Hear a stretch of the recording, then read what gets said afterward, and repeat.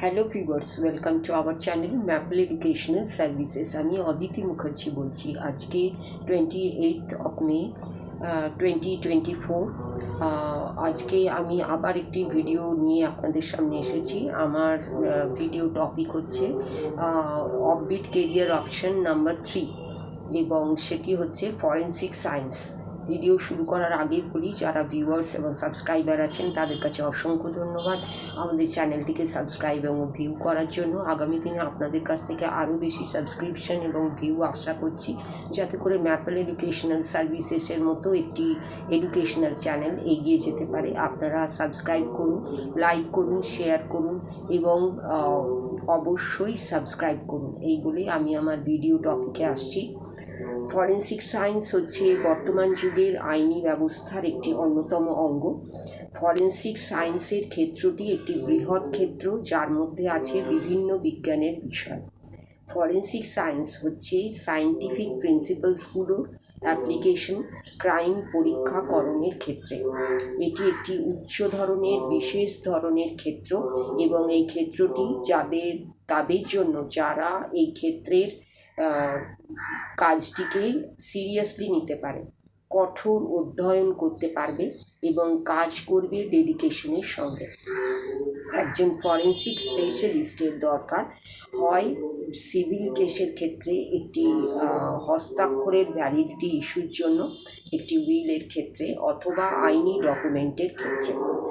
এটি একটি অতি প্রয়োজনীয় এবং একটি স্তম্ভস্বরূপ ক্রিমিনাল ইনভেস্টিগেশনের ক্ষেত্রে। এবার আমরা আসছি এই ফরেনসিক সায়েন্টিস্টদের নেচার অফ ওয়ার্ক নিয়ে, অর্থাৎ কাজের প্রকৃতি নিয়ে। ফরেনসিক স্পেশালিস্টরা কাজ করে পুলিশের সঙ্গে অতি ঘনিষ্ঠভাবে সায়েন্টিফিক এভিডেন্স প্রোভাইড করার জন্য, যেটি কোর্টের ক্ষেত্রে অ্যাডমিসেবল।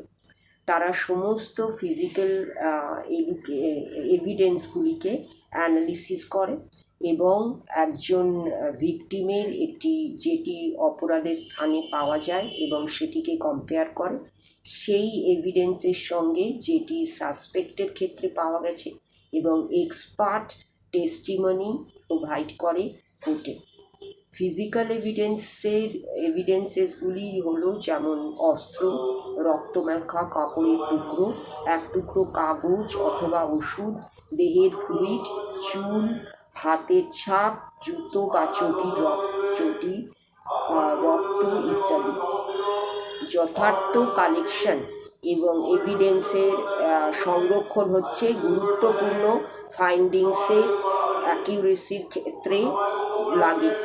ফরেনসিক সায়েন্টিস্টরা চেষ্টা করে সমস্ত এভিডেন্সের মধ্যে একটি সম্পর্ক স্থাপন করে, যাতে করে ক্রাইম সাসপেক্টের ক্ষেত্রে একটি লিঙ্ক তৈরি করা যায় অপরাধের ক্ষেত্রে। তারা অ্যানালাইজ করে এভিডেন্সেস যা জুতো অথবা গাড়ির প্রিন্টস, যার দাগ মাটিতে দেখা যায়, অথবা কামড়ানোর দাগ খাবারে অথবা ভিকটিমসের দেহে।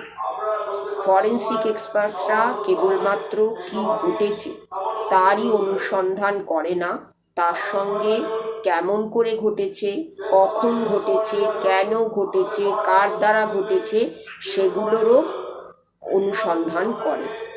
তারা একজন মেডিকেল এক্সপার্টের সঙ্গে আলোচনা করে মৃত্যুর সঠিক সময় এবং অথবা তা সময়ে এবং কারণ জানার জন্য, অথবা তারা ডিএনএ এক্সপার্টের শরণাপন্ন হতে পারে তাদের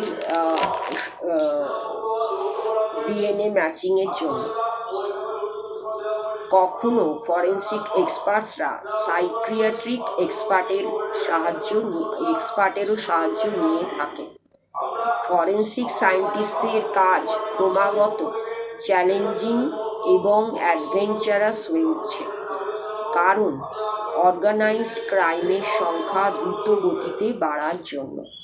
ফরেনসিক ল্যাবগুলি দক্ষ প্রফেশনালসদের রিক্রুট করে থাকে ফরেনসিক সায়েন্স ফিল্ডের ক্ষেত্রে। এই হলো ফরেনসিক সায়েন্সের নেচার অফ ওয়ার্ক। এরপরে আমরা আসছি ফরেন্সিক সায়েন্সের জব প্রসপেক্ট।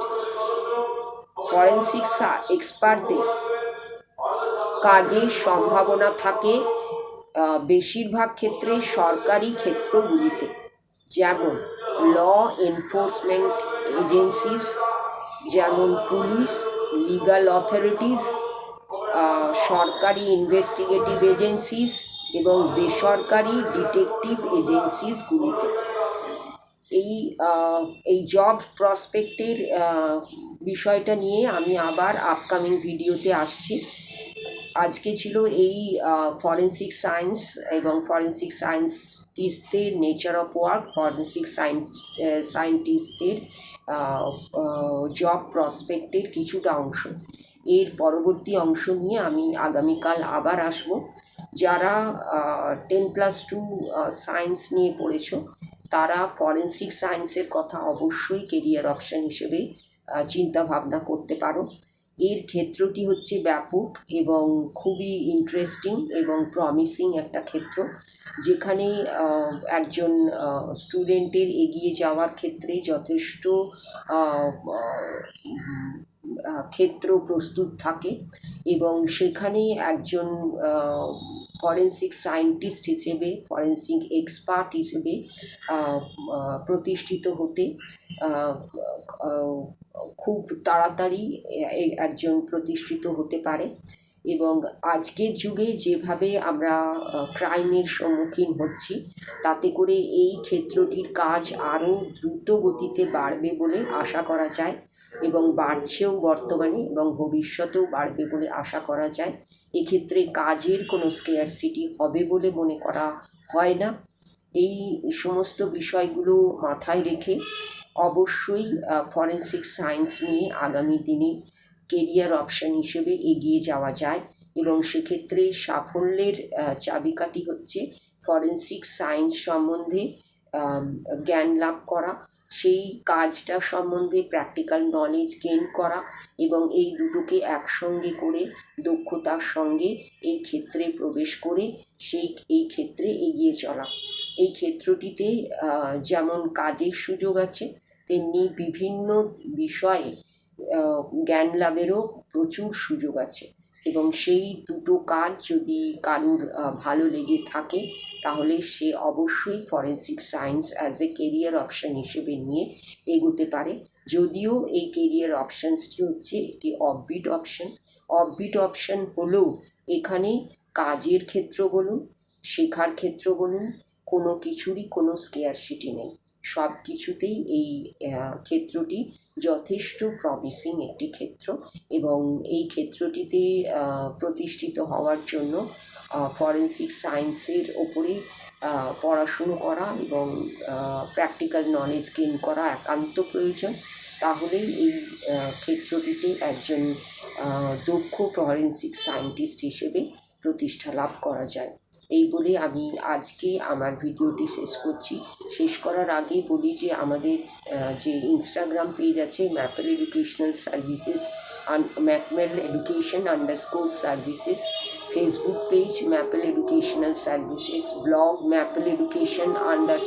mappleeducation.blogspot.in, এগুলো আপনারা অবশ্যই দেখুন, ফলো করুন, লাইক করুন, শেয়ার করুন এবং তার সঙ্গে ইউটিউব চ্যানেল অবশ্যই দেখুন, সাবস্ক্রাইব করুন এই ধরনের তথ্য পাওয়ার জন্য এবং ম্যাপেলকে এগিয়ে দেবার কাজে সাহায্যের জন্য। এই বলে আমি আমার ভিডিওটি শেষ করলাম। ভিডিও শেষ করার আগে আপনাদের সকলের জন্য রইল নমস্কার এবং ধন্যবাদ।